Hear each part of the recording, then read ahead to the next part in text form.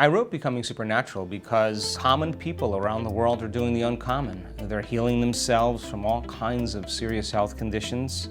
They're creating new lives, new opportunities, new relationships. They're healing from past traumas and scars, and they're having mystical experiences really that transcend language. And the beauty behind it is that they're not a monk or a scholar or an academic, they're just a common person.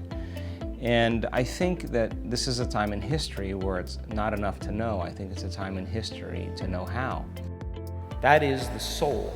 That is your conscience. It knows better all of the time. So when we started seeing in our events and workshops all around the world in the last several years, these spontaneous remissions and transcendental experiences, I knew that it was time for us to start measuring.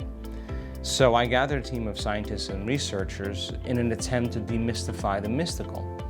And I didn't think when we set out on this journey that I would be seeing some of the phenomenological measurements that we were seeing. And in fact, they're actually very supernatural.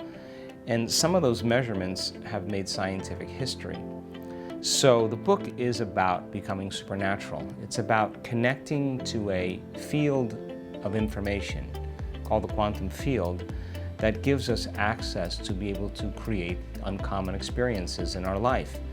And when people begin to connect to that field, they experience a greater level of wholeness, a greater level of love, a greater level of joy, a more passion for their life, and they begin to remember that they're the creators of their life.